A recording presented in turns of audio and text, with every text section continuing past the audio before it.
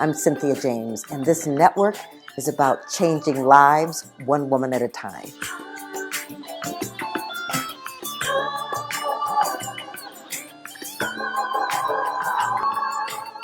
Hello and welcome to Women Awakening. I'm your host, Cynthia James, and I get the honor and the privilege of introducing you to fantastic women. Women who have decided to take charge in their lives, to bring their wisdom to the planet, to be change makers, actually. I think that this is the time on the planet where women are emerging, and our energy, our wisdom, our caring, and our nurturing spirit is needed more than ever. So I'm grateful that I get to do this. We meet every Friday, and we're on all the platforms: Spotify, iTunes, iHeart, Spreaker. We're on Amazon and video on YouTube.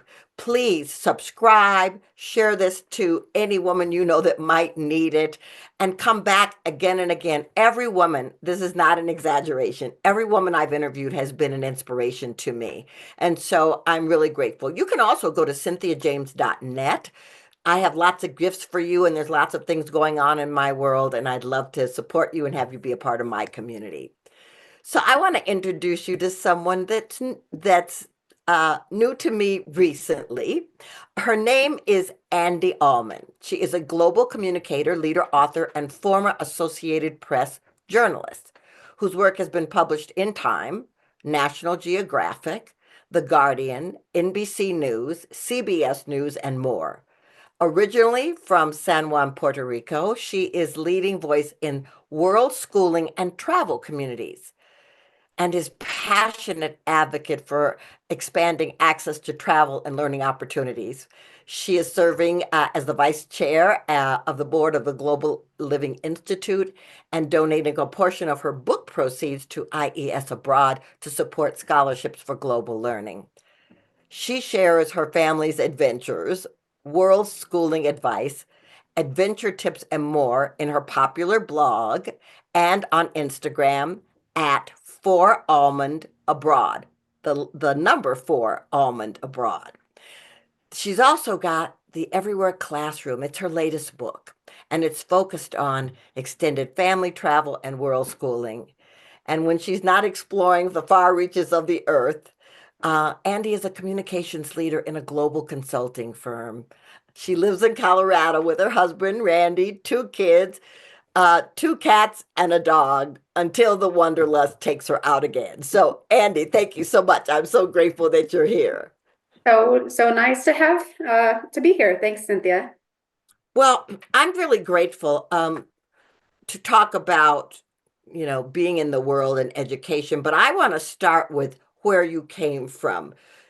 I'm very aware that people evolve over time and that they move into, so you're a journalist and then you're an author and then you're a consultant and then you got your family on a trip. How did this all evolve? How did you grow up?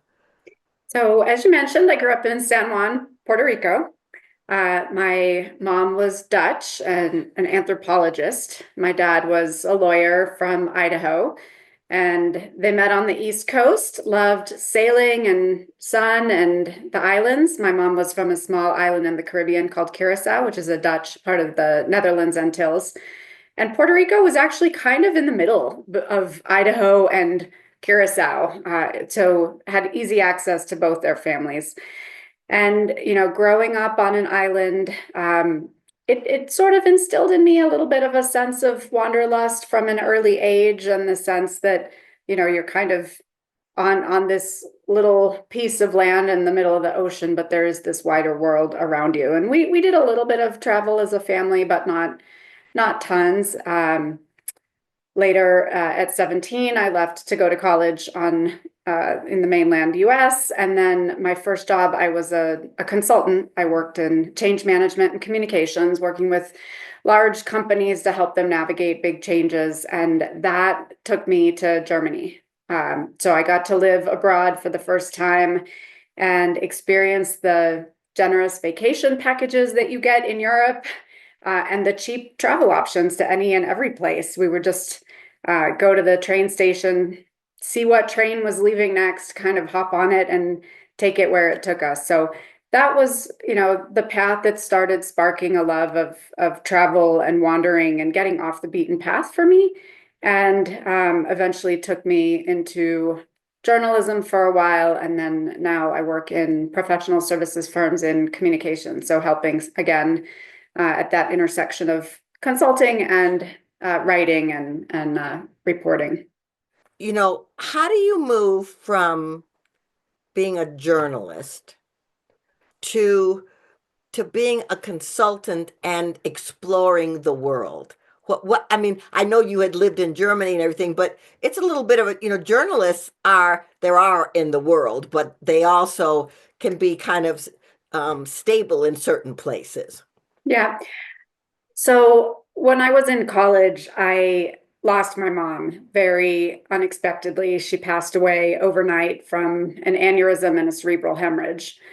And I will say that was a very pivotal moment in my life that shaped the rest of it, in terms of really realizing that the only thing you are guaranteed is today, and tomorrow is not a given. And so it probably spurred me to be a little bit more risk taking than I would have been otherwise, and to embrace that sense of carpe diem a little bit. And that played into some of the travel after Germany. Um, I had met my husband. He and I spent a year backpacking and volunteering in South America, Southeast Asia. It was over the course of that year that I decided I wanted to become a journalist and make a positive change in the world through writing. And so I pursued my master's in journalism, worked as a reporter for a while in Los Angeles. As you mentioned, I was an Associated Press reporter. And I loved it, but I found it to be very solitary. So it was exciting in many ways. I was, assigned to different stories. As an AP journalist, you're covering the news very quickly because it's a wire service. So it goes out to different news organizations across the country, across the world. But it was very reactive, and it was fairly solitary. And I missed the atmosphere of having a team, of being more proactive, of being able to be more strategic. And that brought me back into the world of consulting.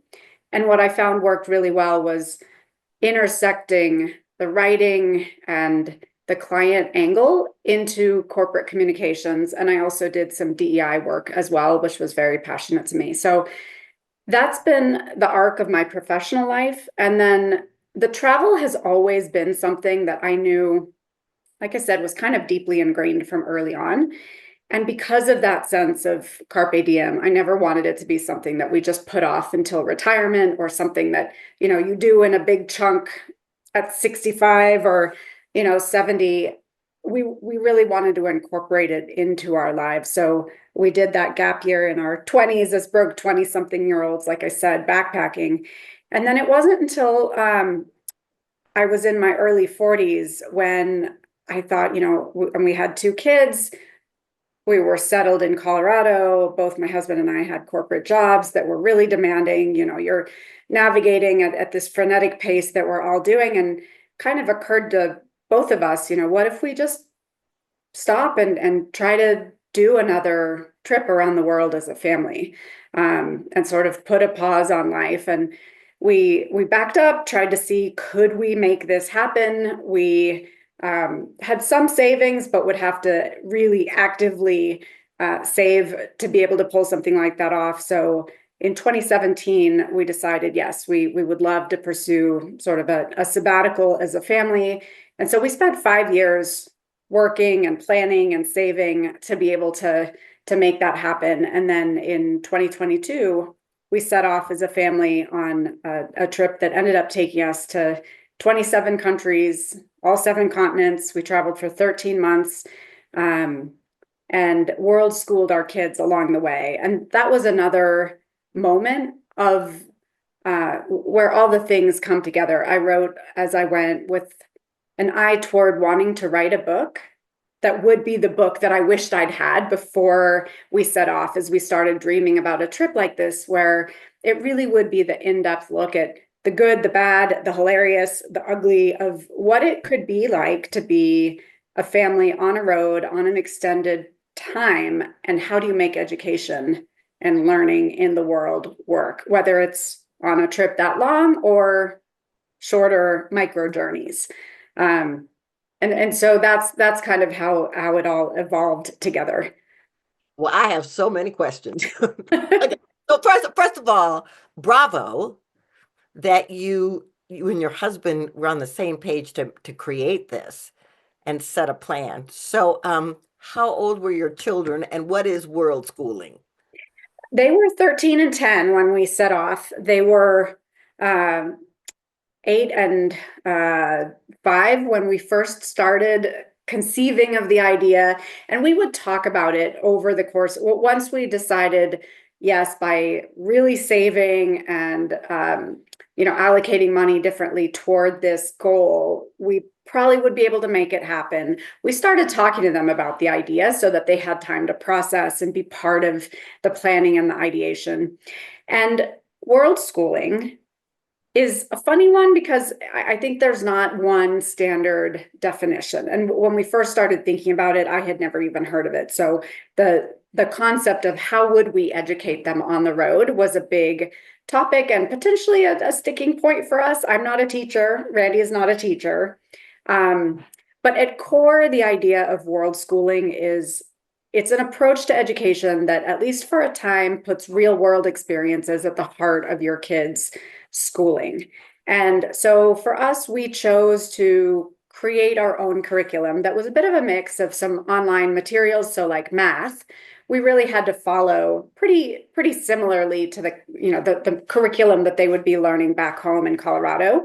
So we purchased materials online, which is amazing in this day and age that you can do that. And you could get YouTube videos, and we had tests and rubrics and tutorials so they could follow along with that.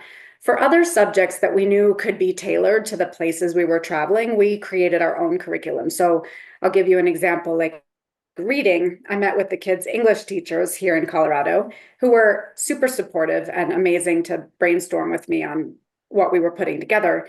And I would figure out, well, what are the texts they'd be reading here in the States? And so, for instance, like the kids would have read To Kill a Mockingbird, which is all about race and justice and so many amazing themes. Instead of reading that on the trip, while we were in South Africa, they read Trevor Noah's Born a Crime.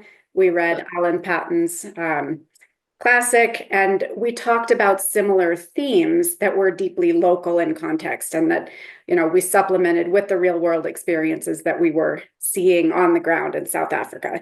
So world schooling for us is a more immersive way of learning that brings traditional learning and on the ground experiences together. And the nice thing is it can be done on trips of any length. You don't have to go away for a year to make the world a classroom. Well, I love that you did that. Did you then send stuff back to teachers to show them what was happening with your kids? We didn't, but each state has very different requirements for homeschooling, which another definition of world schooling is sort of like homeschooling without the home. So different countries, different states in the US have different regulations. Colorado, we aligned with our school district ahead of time on the rough curriculum that we were going to do. There weren't that many checks on whether we followed it, but we always knew we were going to be gone for a year, and then the kids would come back to their school. So at the end of it, they definitely did have some subjects that they needed to test into. Yes. So for instance, math, to see what level would they test into after a year away. And they both tested into the advanced levels. And then language was another one that they needed to test to make sure that they had kept a certain level of aptitude. So that was actually kind of a fascinating one, because for Spanish, we did some Spanish language learning in Argentina for both kids, and our daughter was able to continue with Duolingo, so bringing in some tech. For our son, he had been learning Mandarin, and he had taken 2 years of Mandarin here in Colorado. And that was the one subject we were completely unprepared to support him on through the trip. So he was 14 at the time, the second half of our trip, and we knew to bridge a full year and have him test with his class, he would have to do some kind of immersive language learning. So he actually spent a month on his own in Taiwan at 14. We dropped him off in Taipei. He lived with a local family. We gave him his passport and said, do not lose this, or we will not be able to leave in a month. And he navigated Taipei on his own. He spent the month at this language learning school called LTL. That was wonderful. And when he came back and tested, he actually tested 3 levels higher. um, because there's no comparison, especially for language learning, to being immersed in a country. 100%. Well, I think this is so exciting. So now I want to get logistical because I'm sure people out here are going, well, where'd you stay? I mean, so you mapped out all these places. Where did you stay? And were there different periods of time? And how did you navigate that? Yeah, so what's funny, we didn't plan that much ahead of time. We Okay. booked our trip to Morocco was our first stop. So when we set off in June of 2022, we had a flight booked to Casablanca, which we were on a budget. And so we always took the longest and most connections possible. So it was a journey to get to Casablanca from Denver. And we had our first 2 night stays booked at an Airbnb in Casablanca. And other than that, we really didn't have much planned. We figured we would plan it as we went. Now, we did map out a bit of a sense of overall flow. So we knew we wanted to start in Morocco, and then we'd have a little bit of time in France and the Netherlands visiting family. And then we were going to head to Eastern and Southern Africa. So that would be the first 3 months of the trip, but we didn't have it too mapped out before we left. Then we'd have a few weeks in the Middle East. We knew we wanted to spend some time in South America. And then we would head in the second 6 months to Asia Pacific. And roughly in our heads, India, Japan, parts of Southeast Asia. We wanted to see Vietnam, Thailand, Nepal, and then Australia and home. We mainly stayed in Airbnbs. As you think about a trip like this, to keep costs low, and by the way, the whole trip costs less than what we spend in a year in the US by prioritizing places that are a little more off the beaten path, places where the dollar goes a lot farther, like South America, Southeast Asia. Um, and then when you go, we tried to pick places that were off their peak tourist time when your dollar goes a little bit farther, and looking at places. So we never stayed at big brand name hotels. It was always looking for local Airbnbs. We did some homestays where you live with a local family and you really get a sense of the culture. So really trying to give, again, that full immersive experience into a true sense of a culture. Well, I'm so impressed that you and your family were so willing and that you were so adventurous and like, okay, let's go here. Let's look at this. So I want to talk about your book because you were writing this blog as you were going, Yes, and did that become the foundation of the book? it did. So we I documented the trip on Instagram. Our Instagram is for Almonds Abroad. And that was really fun. I hadn't been on Instagram before the trip. I figured it out as we went, and I'm still figuring it out. And that was really to be able to capture a lot more of the visuals, the impressions as we went. And then separately, I kept just offline, and I didn't even have a laptop, so it was kind of capturing impressions on my iPad. I kept essentially a journal, but it was journaling with an eye toward the book I would want to write at the end, which meant a focus on the experiences we were having, which was a way for me to process all the amazing things and what we were experiencing, but with the focus on the educational pieces. How was what we were doing educating our kids in the world? And it was fun as well because when you're writing, you're in the moment, and it's very point in time. And then when I got home, I actually had double the amount of material for what I could use for a book. So I think I had, I don't even know, 200,000 words, and I needed to whittle it down to 100,000 words to make it not War and Peace. um, and when you look back, you can see the arc of maturation of the kids in a way, and how some of the learning experiences really helped them grow and have their own awakenings as individuals growing into, young adults through the course of this trip, which was a little less obvious, right, when you're journaling in the moment. So that was a really powerful process for me. Well, what I love about this is that, when you travel, then all the misconceptions about other people and other cultures get to fade away. And because you get to be with the people, you get to be in the culture. So I think it's so important, and how incredible that your kids got to do this so young, because now the wanderlust, I'm sure, is encoded within them in different forms. So I want to know, how do people find you and your book, and connect with this incredible journey? Absolutely. So I'm online. My website is www.andi, A-N-D-I, almond, ALMOND.com. And also on Instagram at 4almonds abroad. And it's kind of fun because our last name is indeed Almond, like the nut. And I've had people ask, like, why 4 almonds abroad? Why not 4 walnuts or four?